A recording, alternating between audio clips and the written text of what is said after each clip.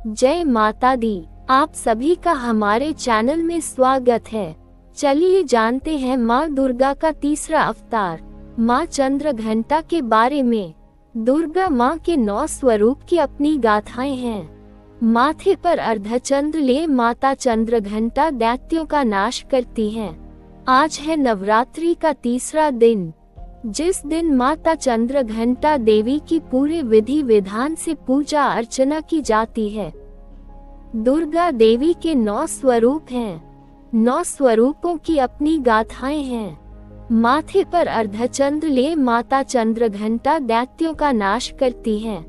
इसलिए आइए जानते हैं चंद्रघंटा माता के अवतरित होने की अनोखी कहानी, स्वरूप, मंत्र के बारे में।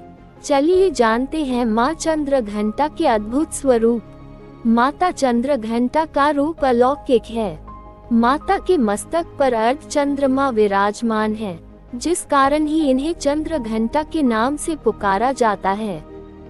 स्वर्ण की भांति चमकीला माता का शरीर 10 भुजाओं वाला है। अस्त्र शस्त्र से सुशोभित माता सिंह पर सवार हैं। पूरी विधि विधान से चंद्रघंटा माता की पूजा करने और कथा का पाठ करने से शरीर के सभी रोग, दुख, कष्ट आदि दूर हो सकते हैं। तीसरा दिन माँ चंद्रघंटा है रक्षक शक्ति की देवी का पूजन करें। तीसरे दिन चढ़ाएं दूध से बनी मिठाई। शारदीय नवरात्रि का तीसरा दिन माँ चंद्रघंटा को समर्पित होता है। इस दिन माता रानी के इसी रूप की पूजा की जाती है। धार्मिक मान्यताओं के अनुसार इन्हें दूध बहुत पसंद है, इसलिए नवरात्रि के तीसरे दिन दूध से बने पकवान भोग के रूप में चढ़ाने का नियम है। आप माता रानी को दूध से बनी मिठाई और खीर का भोग लगा सकती हैं। चंद्रघंटा माँ का मंत्र है ओम देवी चंद्रघंटाय नमः, ह्री श्री अंबिकाय नमः। पिंज प्रवरारुरा चंड कोपास्त्र के रियुता, प्रसादम तनुते मह्यम चंद्रघंटति विश्रुता। माँ दुर्गा की तीसरी शक्ति है चंद्रघंटा। नवरात्रि में तीसरे दिन इसी देवी की पूजा आराधना की जाती है। देवी का ये स्वरूप परम शांतिदायक और कल्याणकारी है। इसीलिए कहा जाता है कि हमें निरंतर उनके पवित्र विग्रह को ध्यान में रखकर साधना करना चाहिए। उनका ध्यान हमारे इहलोक और परलोक दोनों के लिए कल्याणकारी और सद्गति देने वाला है। इस देवी के मस्तक पर घंटे के आकार का आधा चंद्र है, इसीलिए इस देवी को चंद्रघंटा कहा गया है। इनके शरीर का रंग सोने के समान बहुत चमकीला है। इस देवी के 10 हाथ हैं। वे खड्ग और अन्य अस्त्र शस्त्र से विभूषित हैं। सिंह पर सवार इस देवी की मुद्रा युद्ध के लिए उद्धत रहने की है। माँ के घंटे सी भयानक ध्वनि से अत्याचारी दानव, दैत्य और राक्षस कांपते रहते हैं। नवरात्रि में तीसरे दिन इसी देवी की पूजा का महत्व है।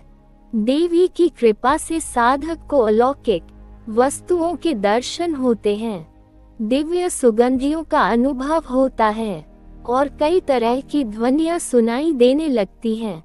इन क्षणों में साधक को बहुत सावधान रहना चाहिए।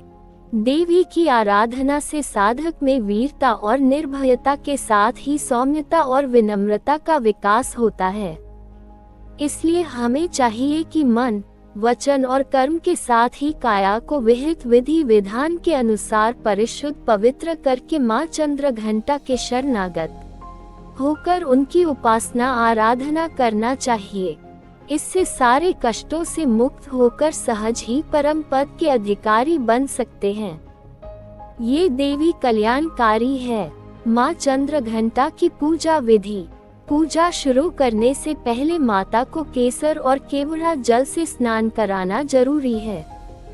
उसके बाद सुनहरे रंग के वस्त्र पहनाकर कमल और पीले गुलाब के फूल अर्पण करें। साथ ही माला भी चढ़ाएं। आप पंचामृत, मिश्री और मिठाई आदि से भोग लगाकर उनके मंत्रों का जाप करें। चलिए सुनते हैं माँ चंद्रघंटा की अलौकिक कथा। उससे पहले चैनल को लाइक शेयर सब्सक्राइब जरूर करें। चलिए शुरू करते हैं। पौराणिक कथाओं के अनुसार माँ दुर्गा ने माँ चंद्रघंटा का रूप तब धारण किया था जब दैत्यों का आतंक स्वर्ग पर बढ़ने लगा था। महिषासुर का आतंक और भयंकर युद्ध देवताओं से चल रहा था, क्योंकि महिषासुर देवराज इंद्र का सिंहासन प्राप्त करना चाहता था और स्वर्ग लोक पर अपना आधिपत्य जमाना चाहता है। जब देवताओं को इसका पता चला तो सभी परेशान हो गए और भगवान ब्रह्मा, विष्णु और महेश के पास पहुँचे।